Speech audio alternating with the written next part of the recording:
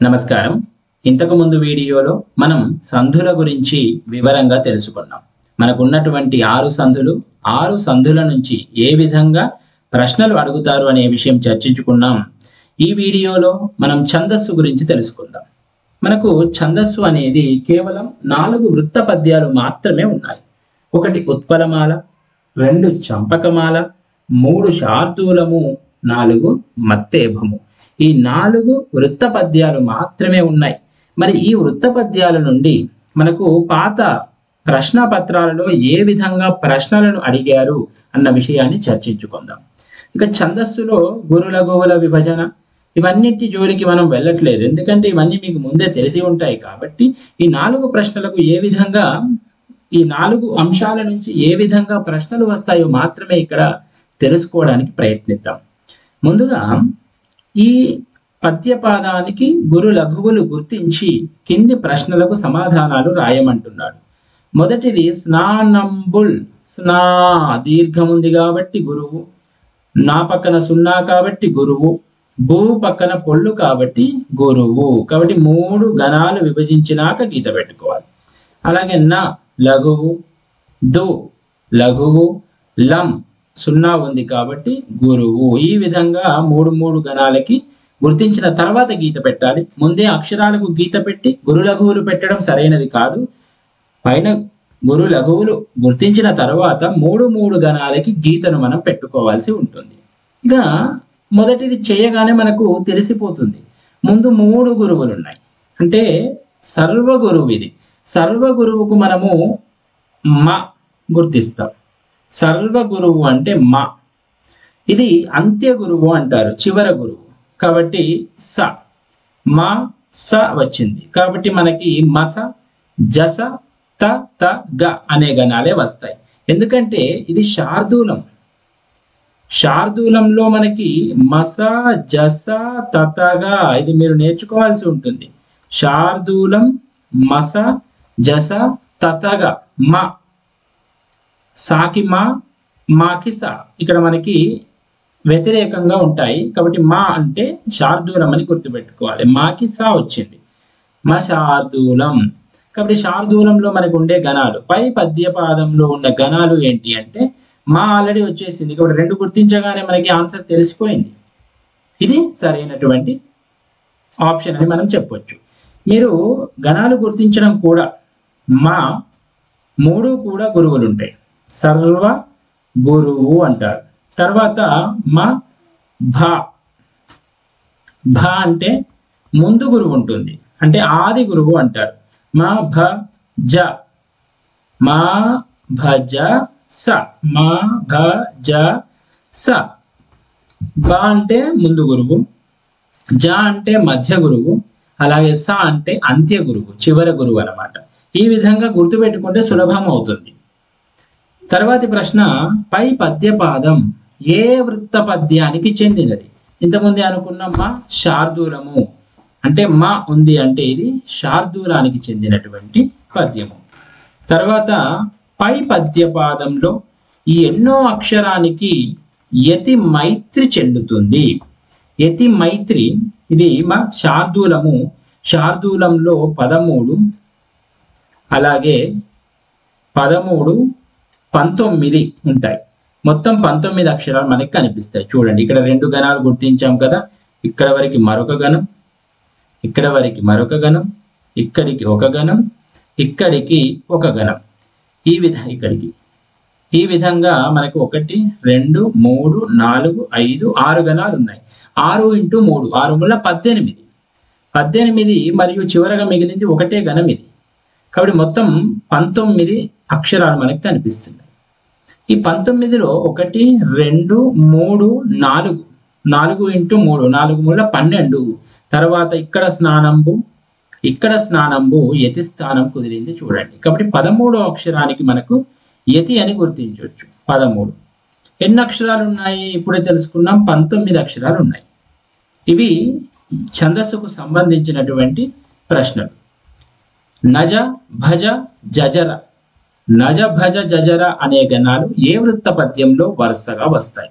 నజ, భజ, జజర మనకు న చంపక, న చంపక, పా క నచంపక అని గుర్తుపెట్టుకుంటే చంపకమాల అనగానే నాతో మొదలవుతాయి. నజ భజ జజర అనేది చంపకమాలకు చెందినటువంటి పద్యము అని గుర్తుపెట్టాల్సి ఉంటుంది.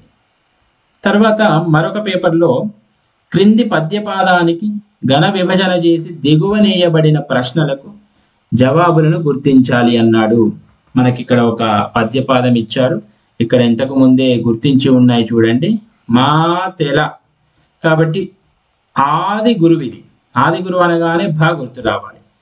ఇది గానమన్ మధ్య లఘువు. మధ్య లఘువు అంటే రా గుర్తు రావాలి. ఇంతకు ముందు మా భజస తెలుసుకున్నాం కదా. ఇప్పుడు నా ఎలతో తెలుసుకుందాం. నా అంటే సర్వ లఘువు. అలాగే యా నా యా రా త నా ఎరత. నా అంటే సర్వలఘువు, యా అంటే ఆది లఘువు, రా అంటే మధ్య లఘువు, అలాగే తా అంటే అంత్య లఘువు. మరి మిగతా ఏముంటాయంటే గురువులు ఉంటాయి. ఇది ఆది అనుకున్నాం కాబట్టి మిగతా రెండు గురువులు. ఇది మధ్య అనుకున్నాం కాబట్టి మిగతా రెండు గురువులు. ఇది చివర అనుకున్నాం కాబట్టి మిగతా రెండు గురువులు ఉంటాయి. ఈ విధంగా గుర్తించి పై పద్యపాదంలో గల గణాలేవి. మనం మొదటి గణం ఒక్కటి గుర్తుపట్టగానే చెప్పేయచ్చు. కాబట్టి సమయం అనేది వృధా కాకుండా ఉంటుంది. ఒక్క గణం పెట్టగానే భా వచ్చింది కాబట్టి భాతో మొదలయ్యేది ఒకటే ఉంది. భరణ భవరవ అనేది సరైన సమాధానం అవుతుంది. ఒకవేళ రెండు భాతో మొదలయ్యేవి వస్తే అప్పుడు పూర్తిగా గుర్తించాల్సి ఉంటుంది. పై పద్యపాదం ఏ వృత్త పద్యానికి చెందింది? మనకు భ అనగానే భ ఉత్పల, భ ఉత్పల అని గుర్తుపెట్టుకోవాలి. భ ఉ భ ఉత్పల, భ ఉత్పల. భ ఉత్పల అంటే మనకి ఉత్పలమాల భాతో మొదలవుతుంది. భరణ భబరవ అంటే ఉత్పలమాల మాత్రమే. ఇక పై పద్యపాదంలో యతి మైత్రి ఎన్నవ అక్షరం అంటున్నాడు. ముందుగా మనం పద్యపాదాలు చూద్దాం. 1 2 3 4 5 6. మనకి 6 మూడక్షర గణాలు కనిపిస్తున్నాయి ఇక్కడ. కాబట్టి 6 × 3 18. తర్వాత ఎన్ని గణాలు ఉన్నాయి? 2 గణాలు. కాబట్టి 2 18 + 2 మనకి 20 అక్షరాలు అవుతుంది. 20 అక్షరాలలో యతి స్థానం ఎక్కడ ఉందో గమనిద్దాం. 1 2 3 4. 4 ముళ్ళ 12. మా మా 1 2 3. 3 ముళ్ళ 9. తర్వాత ఉన్నది మా. చూడండి మాకి మనకి యతి స్థానం కనిపిస్తుంది. మొత్తం అక్షరాలు ఎన్ని ఉన్నాయి? 20. యతి స్థానం ఎంత ఉంది? 10. ఇందులో 3 ప్రశ్నలు మాత్రమే ఇవ్వడం జరిగింది. తర్వాత మరొక ప్రశ్నాపత్రంలో చూస్తే నీవారై, నీవారై. ఇక్కడ నీ అంటే దీర్ఘం ఉంది కాబట్టి గురువు వస్తుంది. వా గురువు వస్తుంది. ఐ కూడా దీర్ఘమే కాబట్టి గురువు. కాబట్టి అన్నీ కూడా మనకి గురువులే. సర్వ గురువు కాబట్టి మనకు తెలిసిందే మా వస్తుంది. ఇక్కడ మాతో కూడింది మనకు ఒకటి మాత్రమే ఉంది కాబట్టి ఆ అనేది సరైన సమాధానం అవుతుంది. మస జస తత గా వస్తాయి. ఇక్కడ గా ఉంది అంటే కేవలం ఒక అక్షర గణం. కాబట్టి మొత్తం ఎన్ని ఉన్నాయి? 1 2 3 4 5 6. 6 ముళ్ళ 18. చివరగా మనకి ఎన్ని గణాలు ఉన్నాయి? ఒకటే ఉంది కాబట్టి 18 + 1 మొత్తం 19 అక్షరాలు కనిపిస్తాయి. ఇక 19 అక్షరాలలో మనకి యతి స్థానం ఎంత ఉంటుందో ఒకసారి గమనిస్తే 3, ఇక్కడ 3, 6 6 3 9 9 3 9 3 12. తర్వాత నీ మరియు నీ. ఇక్కడ చూడండి 13వ అక్షరం. నీకి సరిపోయింది 13వ అక్షరం. కాబట్టి ఈ అనేది సరైన సమాధానం. 13వ అక్షరం యతి స్థానము. పై పద్యపాదం ఏ వృత్త పద్యానికి చెందినది? ఇంతకు ముందే చెప్పుకున్నాం. మా వచ్చింది అంటే దీనికి ఆపోజిట్ గా మనకి షా వస్తుంది. మా శార్దూల, మా శార్దూలం. కాబట్టి శార్దూలం అనేది ఇక్కడ సరైన సమాధానం. తరువాతి పేపర్లో నీవారై చను. మళ్ళీ ఇంతకుముందు పేపర్ ఏది? దాదాపుగా మసజస తతగా శార్దూలంకు సంబంధించినది. ఆ కుంఠములోని, ఇక్కడ ఆ అంటే దీర్ఘం ఉంది, వై అంటే దీర్ఘమే, కుం అంటే కూడా దీర్ఘం, 3 గురువులే వచ్చాయి. కాబట్టి 3 గురువులు అంటే మీకు తెలుసు సర్వగురువు. సర్వగురువు అనగానే మా, కాబట్టి మస జస తతగా అనేది సరైన సమాధానం. మా అంటే శార్దూలము, మాకి ఆపోజిట్ స, మా శార్దూలము. పై పద్యవాదంలో అక్షరాల సంఖ్య సభరణం సభ మా మస జస తతగా, చివరిలో గా ఒకటే ఘనాక్షరం. ఇక్కడ వా ఉంటే చూడండి 2 అక్షరాలు ఉంటాయి. వ, వలగా, ల మరియు గ, వలగా, ఇది వా అవుతుంది. వ లగా. గా అంటే ఒకటే గురువు, కాబట్టి మొత్తం ఎన్ని గణాలు? 3 + 3 6. 6 × 18 + 1, కాబట్టి మొత్తం అక్షరాలు 19. మరి యతి స్థానం ఎంత? ఇంతకు ముందే తెలుసుకున్నాం. యతి స్థానము చూడండి, మొత్తం 19లో ఇక్కడికి 3, ఇక్కడికి 3, 3, 3, 3, 1 2 3 4, 4 ముళ్ళ 12. ఆ మరియు దా, దాలో ఉన్న ఆకి ఇక్కడ ఉన్న ఆకి యతి స్థానం సరిపోతుంది. 12 + 1 13, కాబట్టి 13వ అక్షరం యతి స్థానము. మరొక పద్యపాదములో ఈ పద్యపాదము ఏ పద్యమునకు చెందినది? ఇక్కడ ఇచ్చారు. పొత్తంబై, తా అవుతుంది పక్కన. ద్విత్వాక్షరం ఉంటే ఇంకా ఆలోచించొద్దు, గురువే.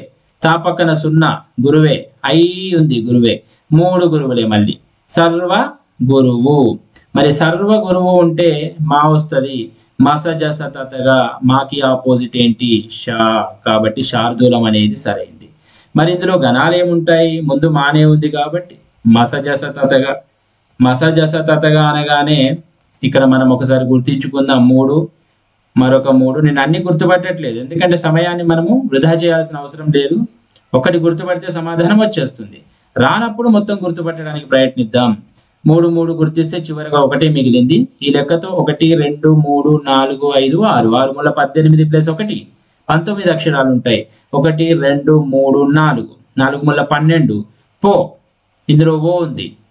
బో, ఇందులో బా వస్తుంది. బాకి బోకి ఇక్కడ మనకు యతి స్థానం కుదురుతుంది. 12 + 1 13వది యతి స్థానము. మొత్తం అక్షరాలు తెలిసిందే 19. ఈ పద్యపాదంలో ప్రాస అక్షరం ఏంటి? ఇక్కడ కొత్తగా ఒకటి ప్రాస అడిగాడు. ప్రాస అనగానే మనకు గుర్తు రావాల్సింది 2వ అక్షరం. యతి అంటే 1వ అక్షరం గుర్తు రావాలి, ప్రాస అంటే 2వ అక్షరం గుర్తు రావాలి. ఇక్కడ మనకి తా అనేది ప్రాస అవుతుంది. ఇక్కడ పో ఇచ్చాడు, ఎందుకంటే యతి కూడా కన్ఫ్యూజ్ అయి మొదటి అక్షరమేమో అనుకొని పొరబడి పెడతారనే ఉద్దేశంతో మొదటి అక్షరం కూడా ఇచ్చాడు. కాబట్టి మొదటిది కాదు, 2వ అక్షరం తా అనేది ప్రాస అక్షరము. తర్వాత మరొక పేపర్లో కూడా సేమ్ అదే. పొత్తంబై 3 గురువులు, సర్వగురువు అంటాం దీన్ని. సర్వగురువు అంటే మా వస్తుంది. మా వచ్చింది అంటే మాకి ఆపోజిట్ షా, శార్దూలం సరైంది. మా వస్తే మస జస తతగా, చివర గా ఉంది కాబట్టి 6 × 18 + 1, కాబట్టి 19 అక్షరాలు ఉంటాయి. యతి స్థానం మనం గమనిస్తే 13వది ఉంటుంది చూడండి. పోకి మరియు ఇక్కడ బా, బోకి యతి స్థానం అది 13వది. 12 + 1 13. అలాగే తా యతి స్థానం, ఇది ప్రాస. ఇంతకుముందు ఉన్నటువంటి ప్రశ్నలే అన్నీ కూడా. పై పద్యపాదంలో గల గణాలు చూద్దాం. దీర్ఘం సా, రా లఘువు, మా లఘువు. 3 2 లఘువులే, 1 గురువు 2 లఘువులు. మరి ఇది ఆది గురువు అంటాం. ఆది గురువు అంటే అర్థం ఏంటి? మా భజస, కాబట్టి భ వస్తుంది. మా భజస, భ అనేది ఆది గురువు. భా ముందుంది అంటే మనకి ఇక్కడ భా ముందున్నది ఒకటే ఉంది, కాబట్టి మిగతా అన్ని గుర్తించే పనే లేదు. భా ముందుంది కాబట్టి సరైన సమాధానం భరణ భవరవ మాత్రమే. మరి యతి స్థానం ఎంత అని అడిగాడు, కాబట్టి మనం ఒకసారి యతి స్థానం కోసం 3 అక్షరాలు కనుక గుర్తుపట్టడానికి ప్రయత్నిద్దాం. ఎన్ని అక్షరాలు ఉన్నాయో తెలిస్తే యతి స్థానం గుర్తుపట్టడం సులభం అవుతుంది.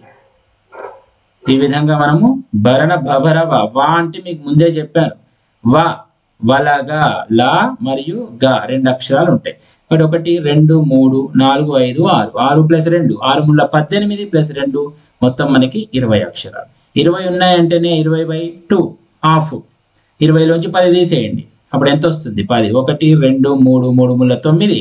ఇక్కడ ఉన్న సాకి ఇక్కడ ఉన్న సాకి యతిస్థానం అనేది కుదురుతుంది. కాబట్టి 9 + 1 10. 10వ అక్షరం యతిస్థానం అవుతుంది. పై పద్యంలో ప్రాస అక్షరం, ప్రాస అనగానే రెండో అక్షరం అంతే. రకారం అనేది ప్రాస అవుతుంది. శార్దూల పద్యంలో గణాలేవి మనకి ఇది వచ్చింది భరణ బబరవ. భా అంటే మీకు తెలుసు భ ఉత్పల, ఇది ఉత్పలమాల. కానీ మనకి పై పద్యం ఏంటి అని అడగల. శార్దూలంలో పద్యాలకు ఉండే గణాలు అన్నాడు. శార్దూలం అంటే షా కదా, షాకి ఆపోజిట్ ఏంటి మా.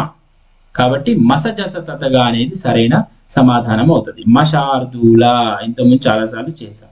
మశార్దూల మాకి సా వస్తుంది.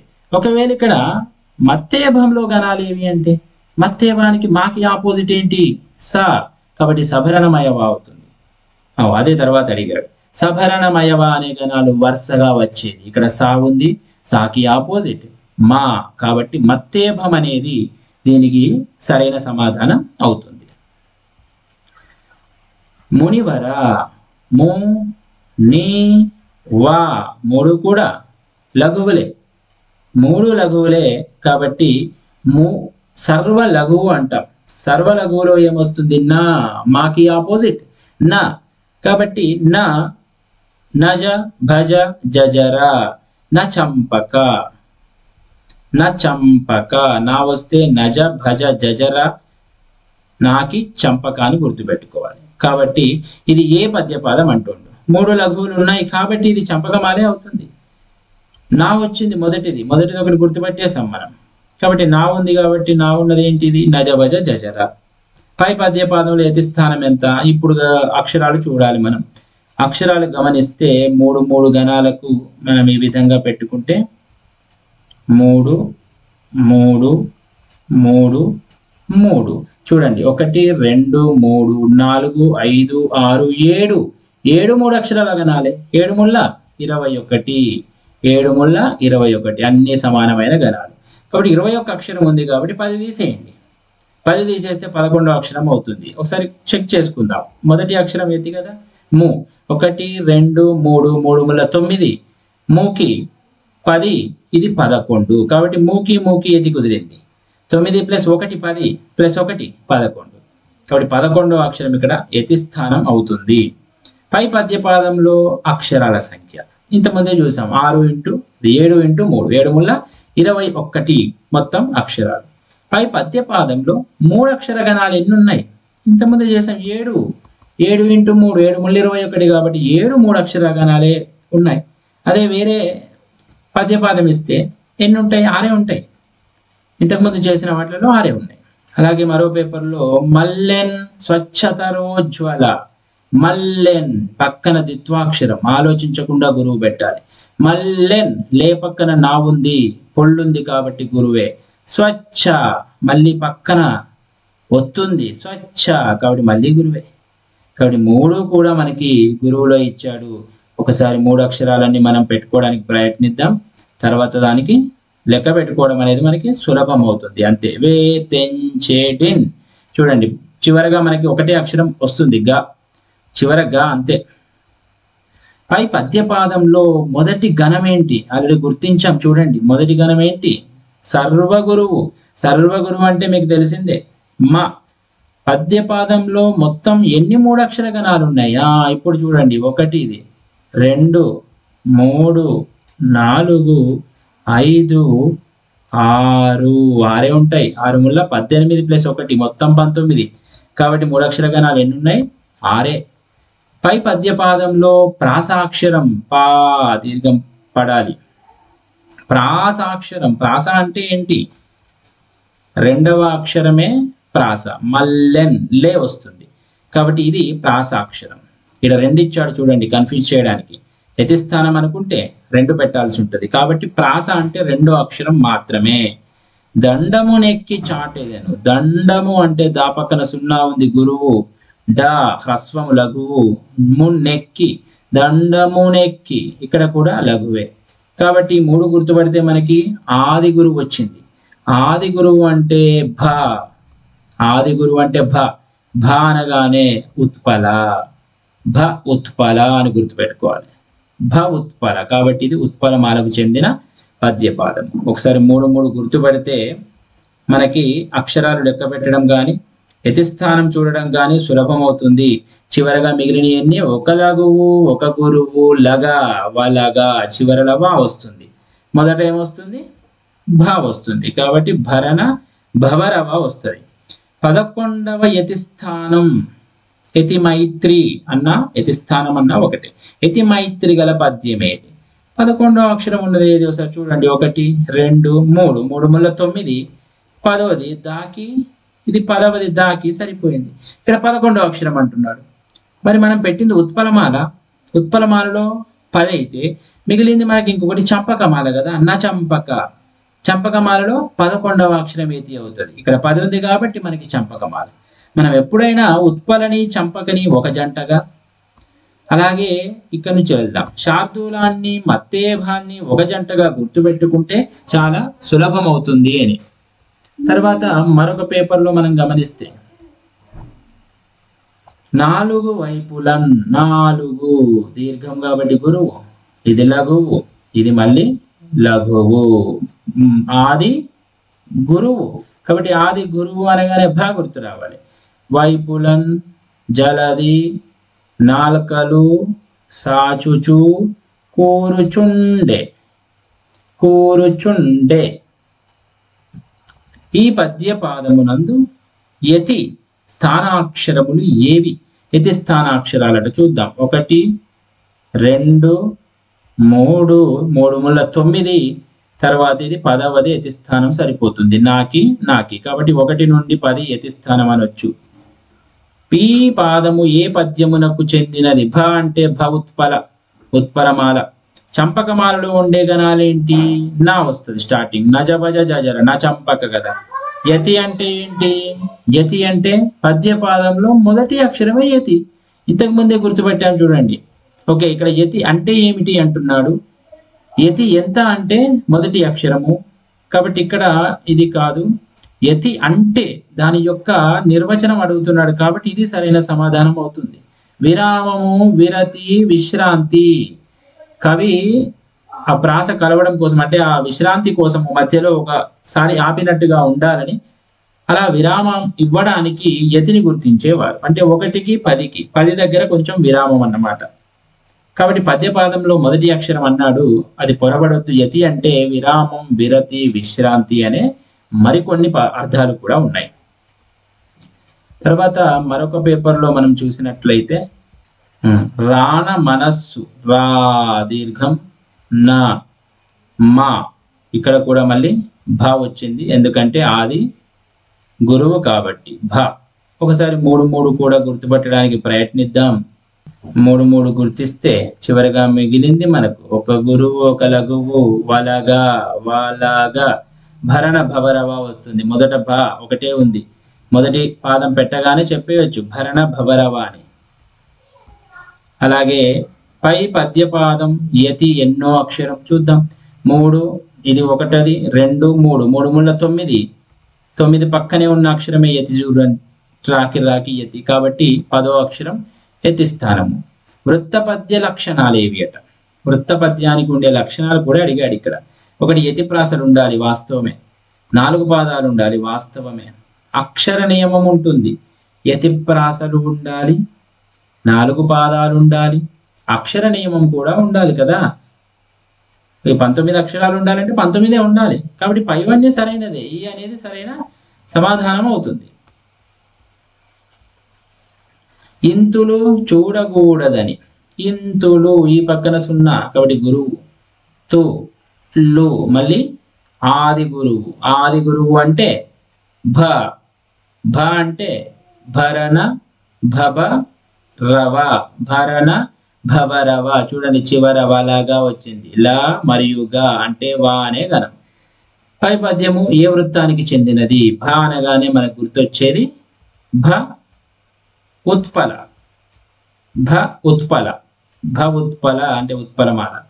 పై పద్యపాదంలో గణాలు మొదటిది భ, భాతో స్టార్ట్ అయ్యేది ఏవి లేవు కాబట్టి కన్ఫ్యూజన్ లేదు. భరణ భవరవ.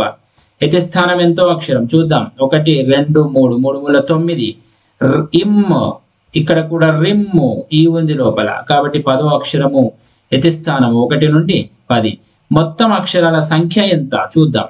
1 2 3 4 5 6 6 మూడక్షరాల గణాలు 6 మూల 18 ప్లస్ 2 6 మూల 18 ప్లస్ 2 20 అక్షరాలు. శార్దూల వృత్త పద్యానికి ఎన్ని పాదాలు ఉంటాయి? ఏ వృత్త పద్యానికైనా 4 పాదాలే. కన్ఫ్యూజ్ అవ్వాల్సిన అవసరమే లేదు. ఉత్పలమాల, చంపకమాల, శార్దూలము, మత్తేభము ఏ పద్యం ఇచ్చినా 4 పాదాలే మనకి ఉంటాయి అంతే. ఘనుడవ్వాడగు ఘ మహాప్రాణాక్షరం కదా, గురువు పెడతా అనుకోకూడదు. మహాప్రాణ అల్పప్రాణ మనకు సంబంధం లేదు. హ్రస్వమా దీర్ఘమా సంబంధం అంతే. హ్రస్వము కాబట్టి లఘువు, మళ్ళీ హ్రస్వము లఘువు. గనుడవ్వాడగు డా పక్కన వా వస్తుంది కాబట్టి గురువు. కాబట్టి ఇది మనకి చివరన గురువు, అంత్య గురువు అంటాం. అంత్య గురువు అనగానే మనకు గుర్తుకు రావాల్సింది స మా భజ స. స అనేది అంత్య గురువు. మూడు అక్షరాలు ఒకసారి గుర్తిద్దాం.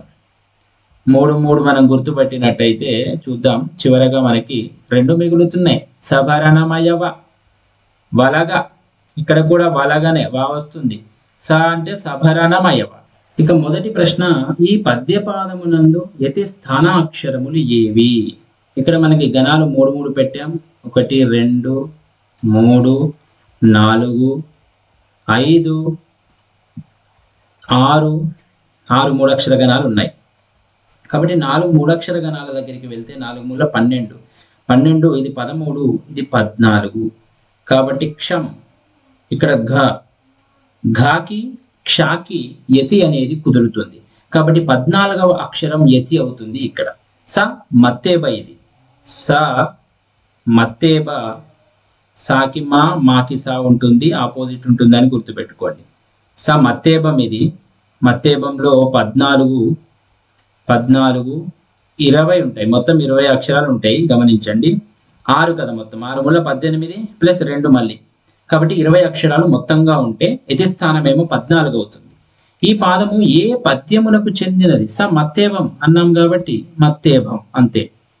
శార్దూలంలో ఉండే గణాలు మాకి సా అనుకుంటే సాకి మా, కాబట్టి మసజస తతగా అనేది శార్దూలంలో ఉంటాయి. సాకి మా రావాలని గుర్తుంచుకోండి. ఇంతకు ముందు మనకు మత్తేభంలో 20 అక్షరాలు ఉంటాయి అనుకున్నాం. ఇక్కడ మాత్రము ఒకటి తక్కువగా ఉంటుంది కాబట్టి 19 అక్షరాలు ఉంటాయి. ఎందుకంటే ముందు శార్దూలం గుర్తుపెట్టుకోవాలి. శార్దూలానికి ఎలా ఉంటుంది అంటే 19 అక్షరాలు ఉంటాయి. యతి స్థానము దానికంటే ఇది కూడా ఒకటి తక్కువ, 13 19 ఉంటాయి. అక్కడ 14 20. ప్రాస అంటే ఏమిటి? ప్రాస అంటే మొదటి అక్షరమా, రెండవ అక్షరమా, 10వనా, 12వనా? రెండవ అక్షరాన్ని మనం ప్రాస అంటాం. తర్వాత శంభుండో, శం దీర్ఘము, భూ పక్కన 0 దీర్ఘము, డో దీర్ఘము. కాబట్టి 3 అక్షరాలకి 3 కూడా గురువులే. సర్వ గురువు అంటాం. సర్వ గురువు అంటే ఇక్కడ మా వచ్చింది అంటే మాస జ స త త, చివరగా మిగిలింది ఒకటే ఒకటే అక్షరం. కాబట్టి మొత్తం ఎన్ని? 6 మూల 18 ప్లస్ 19 ఉంటాయి. యతి కూడా గుర్తుపెట్టుకుందాం. 1 2 3 3 మూల 9.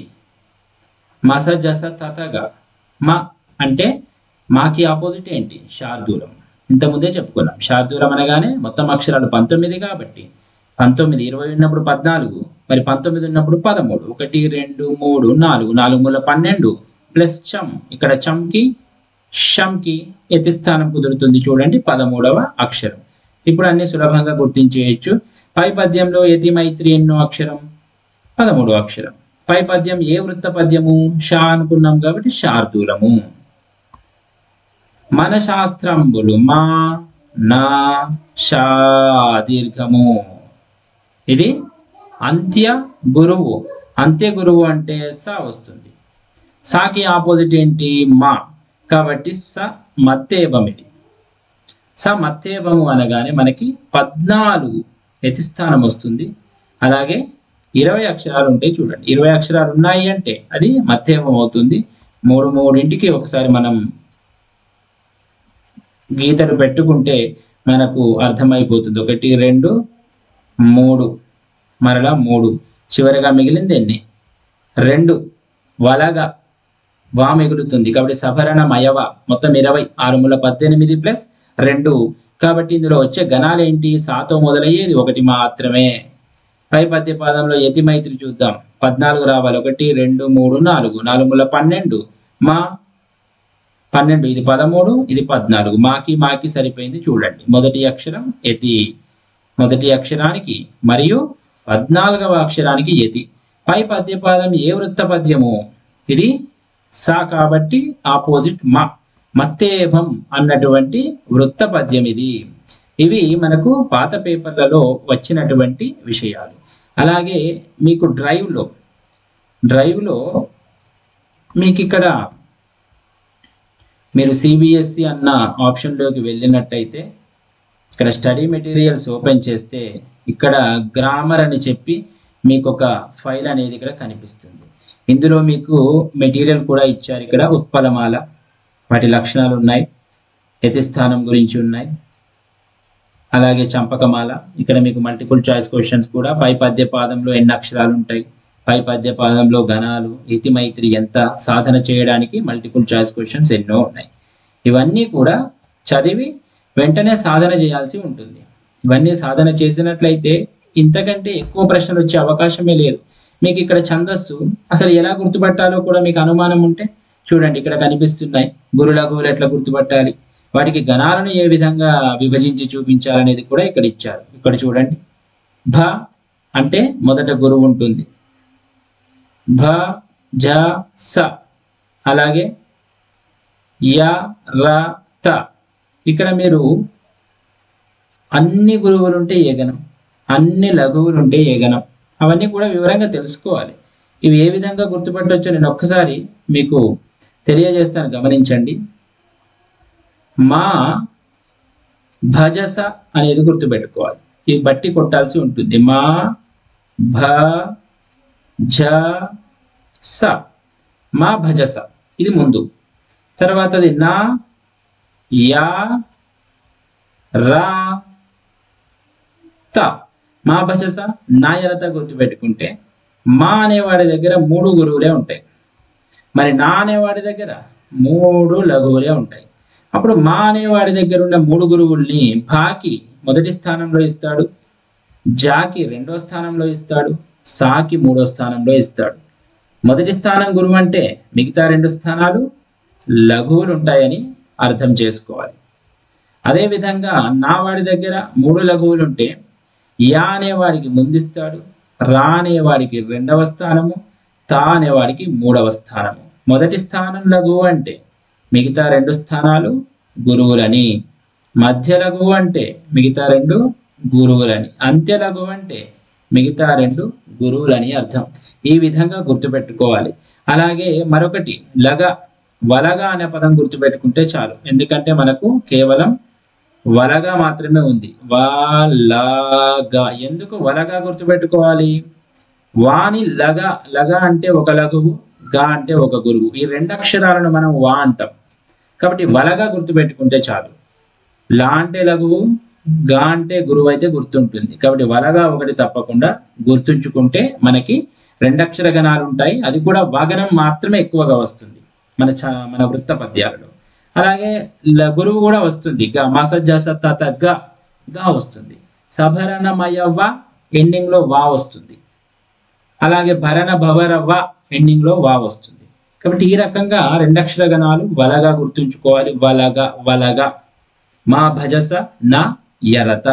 ఈ విధంగా గుర్తుంచుకొని ఛందస్సును సాధన చేసి 4కి 4 మార్కులు తప్పకుండా మీరు పొందడానికి ప్రయత్నించాలి.